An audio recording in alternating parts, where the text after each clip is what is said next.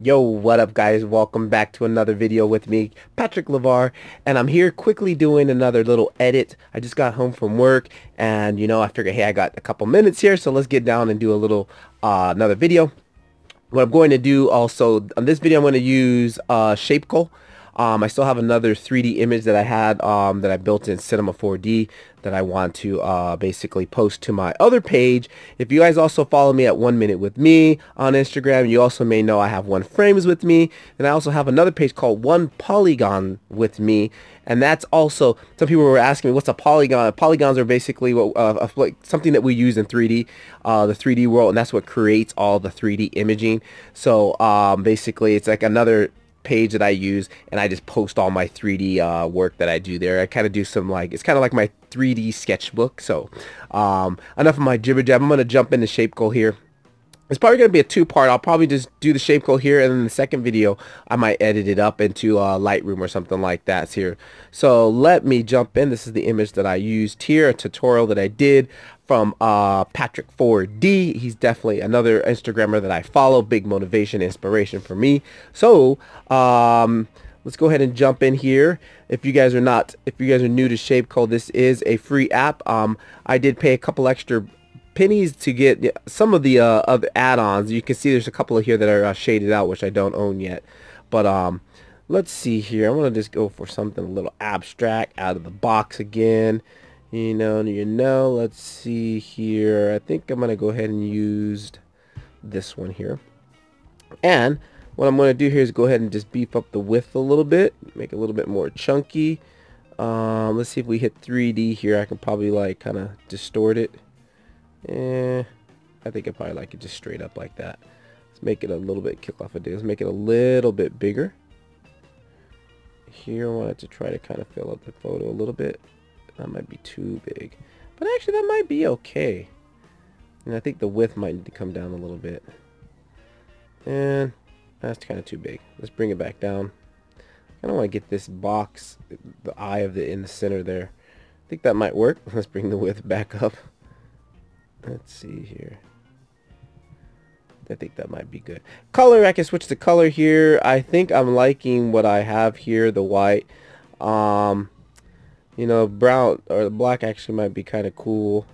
We got like a darker gray there. I think I'm just gonna leave it white. It kind of sticks out here. Kind of goes in with the image here. Let's actually see here. Come on, let's experiment a little bit. Saturation, bump that up. Hue, saturation. Hue again, saturation, lightness. So there we go. There's a color start to come in here. Now let's just scroll along the color wheel and see if I find something that might be kind of different, kind of like in those purples a little bit. But I'm really just thinking I might leave it white. Around this area here, this doesn't look too bad. Let's see if we can mess with something here on the saturation. Kind of, ooh, I'm liking that. Lightness, sold. Boom, bada bing, bada boom. We're gonna lock that in right there. Okay, then I'll hit set. Now the fun begins here. You get to go inside here and choose the eraser tool and start to that sucked. Now in the past here there is an undo button, but for some reason in the past when I've used that undo button, it's like crashed the app. So I've been like trained not to use it now. I'll just fix my mistake. Okay, erase. Now I should be able to zoom in, and let's go ahead and just start making some magic here, guys. Just kind of go in here and kind of make it look like this thing is popping out through the back. So I am posting these on YouTube. Some people may have come across them on YouTube. It's just because I am using the YouTube gaming app to make these videos. Somebody also asked in the other video, what app did I use to capture this? I use the YouTube gaming app. It does allow me to switch. I necessarily don't have to play a game. It just lets me select an app on my phone. So I just choose one of these here. And then as the video is done, the reason I use this app in particular, once the video is done, it allows me to add music and stuff to it, which in the other video I forgot to do, but hopefully I won't forget to do it at the end of this video. And I think it's just cool. You can drop it in and get, a little bit of BG music, a little background music. Here, let's get this little bulb out here. Look like it's sitting in front of these. Fantastic. So that's why I've been using the YouTube Gaming app. Plus, it automatically uploads to my YouTube channel, and then all I have to do is go in there, and I keep everything first unlisted until I can get in and edit the metadata and get all the data proper. And then when you're ready to release, you just make it public. So super convenient. Can keep making YouTube videos on the go. And I don't like that one. It looks a little bit too soft there. Let's switch to this gradient here, and let's draw that a little tighter. All right, that's looking better there. Let's get a couple of these breaking up this line here. Jump on that. So I posted the what was new. I also posted the new video from me using my Zhiyun Crane, my Zhiyun Crane with my camera, with my Canon EOS. I did some gimbal practice. Again, I was out filming in Kyoto, and I needed my cell phone to find out where I was going, so I wasn't able to basically film with the phone like I wanted to. But you know, I was happy because I got to practice with my camera, which I don't get to practice with a lot because I'm always using my cell phone to make videos.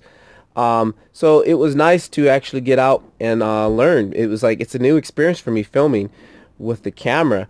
And on that day, it was like extremely the weather was very cloudy and overcast, so it will go in from being sunny to not sunny, and like I had the toughest time trying to get it to expose right. I think somebody made a comment too in the videos like, well, why don't you just put it in auto mode and just let it go? Well, the thing with using auto is, you know, the camera really doesn't know what it's looking at. So, you know, for example, I did try auto mode for a couple of shots, and like if it was partly in the shade, it will try to make it too bright. And like, it's just, you know, if your video is too bright and white, you cannot save that in post, guys. Like, no matter what you do, we call it being blown out. If it's blown out, there's no way to save that. Now, if it's opposite, if it was a little darker, it's easy to bring up the lightness than it is to bring lightness down, and at least the overexposure. So a lot of times I shied on the dark side and just used the manual and just fought it. And you know, anytime I got really, there's certain meters and stuff like that on the camera that allow me to see what the camera, how much light the camera is getting in. So you know, it was a new experience for me because I never really deal with that. The camera on the cell phone is a little bit, let's see, hang on, let me see what I'm doing here, guys. That's looking pretty interesting here, huh? But it's like I got like one ball in each corner. Let's kind of get two up here in the top.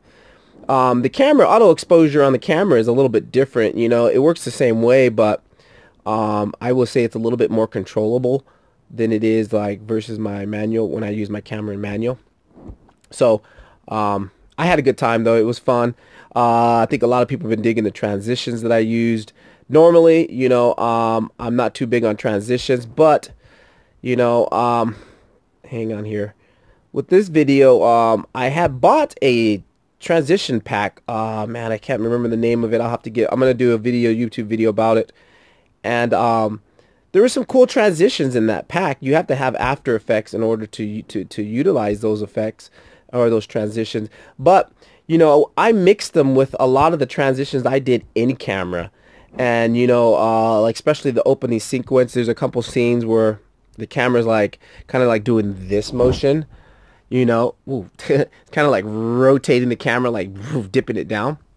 Well, if I go and dip the camera down like that, on the next shot, I would do the opposite. I will kind of go up in that direction. So when you kind of link it, it kind of looks like, you know, sometimes you can get the boom, boom, and or I can just go in the same direction both times, just go boom, and then my next thing, boom. And then when you sync those up in the edit, it looks like it's just one complete transition. Then I just use a blur between the two shots, and it looks like it's, you know, a crazy transition, and it was all done pretty much in camera. But the thing with transitions, I think a lot of people forget, is you can't just slap on transitions and think they're going to be cool. A lot of my transitions, guys, when I use them, I try to keep in my mind the motion.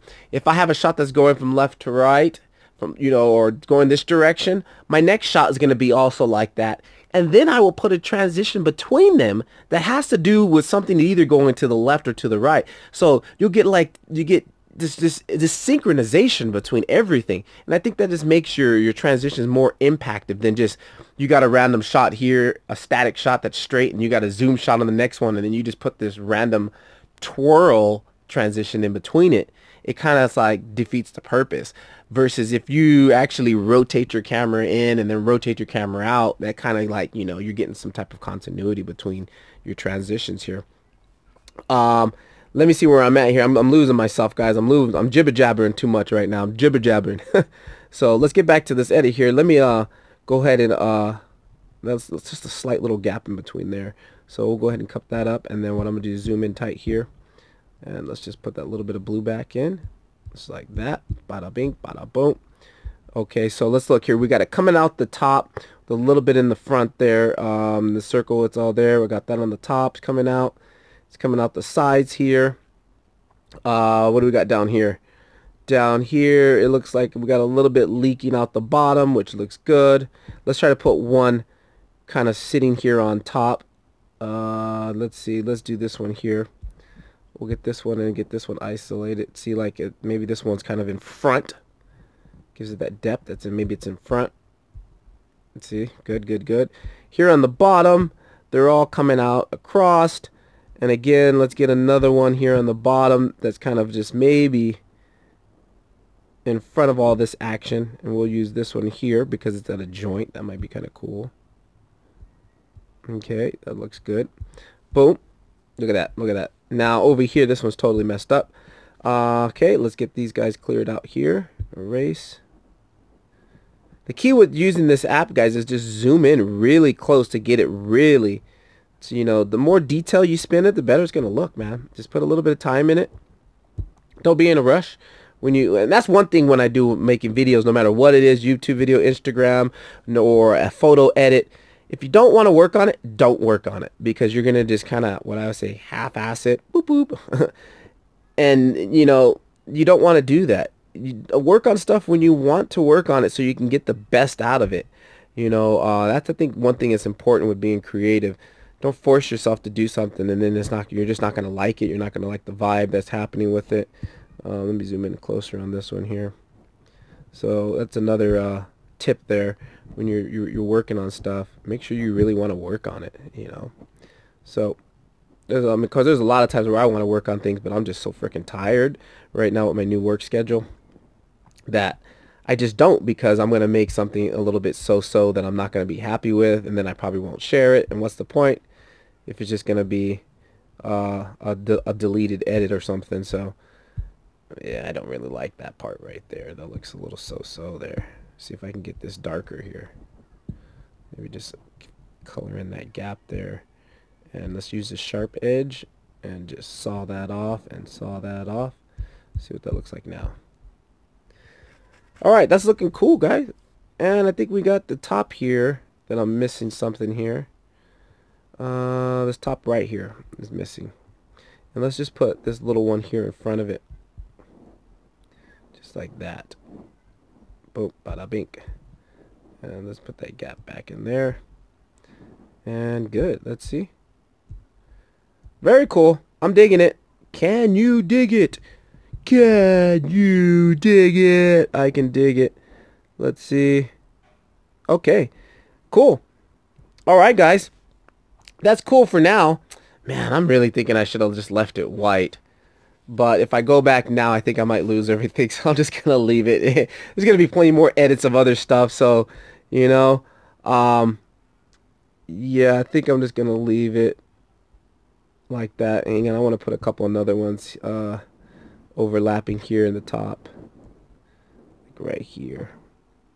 And just draw that back just on the edge there. Okay, cool. Alrighty, guys. Sweet. So this is part one. Second one, I'm going to probably throw it in the Lightroom and do a quick little color grade or color, change it up a little bit and just, you know, experiment with some stuff.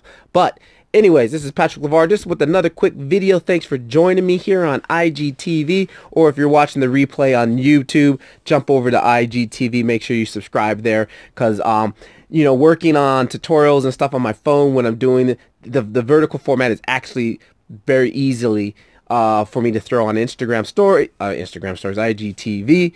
Now that they have this, normally I put this on the computer and it's just a big deal, but I like this. This is cool. We'll see how this keeps going. Anyways, don't forget to smash that. There is no like button. I was in my whole YouTube mode there. Anyways, I'll catch you guys in the next video. Patrick LeVar, keep filming. Peace.